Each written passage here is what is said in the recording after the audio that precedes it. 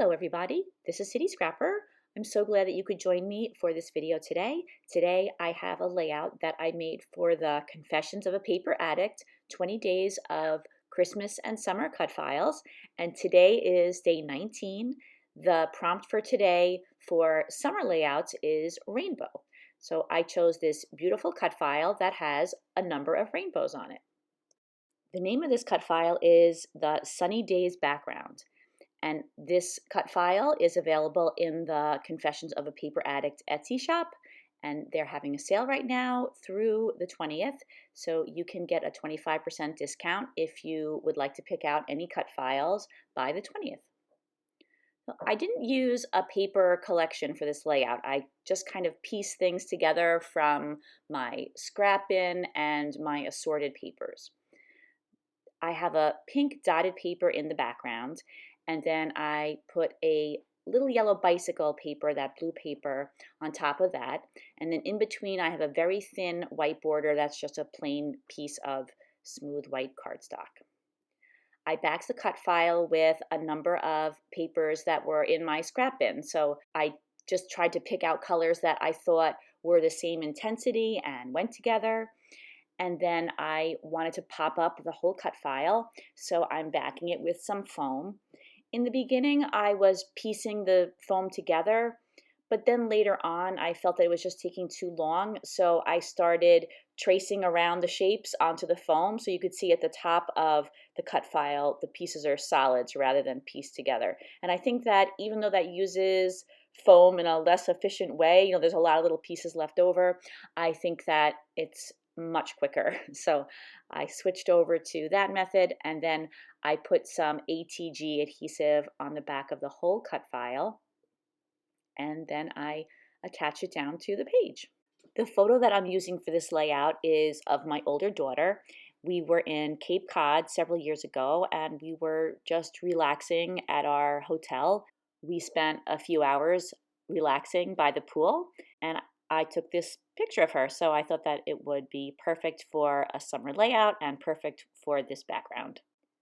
To back the photo, I used a piece of white cardstock, but then I also wanted to layer some patterned papers behind the cardstock, and I was looking through my small paper pads, and I found that I had a paper pad that I bought a while back from Joann's, and it's called Miss Sparkle and Company. I think that might be one of the Joann's house brands, and it was a wood grain paper pad, but all of the papers in there were really bright colors or pastel colors.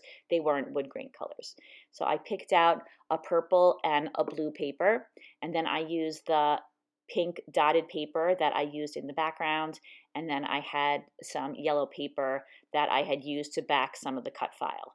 And I knew I didn't want to use all four of these colors because I didn't like the way that all four of them looked together. I just wanted to have 3 pieces of paper, but I was having trouble deciding between the purple and the blue. So I just went ahead and I distressed all of the edges of all of the papers with my scissors and thought I would pick the paper later on. And then I finally decided on the purple piece of paper. And now I'm going back into those distressed papers and I'm distressing them even more by bending and folding the edges. And then I realized I did not have that purple piece attached.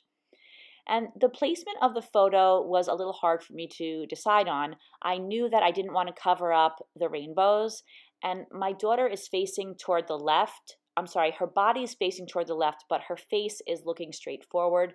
And one of the most basic rules of composition is that you don't want to have your subject looking off the side of the page, but I decided that since she was looking forward, it was okay that her body was facing to the left. So I put the photo in the lower left-hand corner, and I'm not covering up any of the rainbows, so I was happy about that. And now I'm adding some punched out photo corners to the page, one of my all-time favorite things to do. I added 4 different color photo corners just because it's a really whimsical layout and I like to have the variety of color. I looked through my summer embellishments trying to find a title, and I came across this Me and My Big Ideas, those soft-spoken stickers, and this one says Relax in the Sun.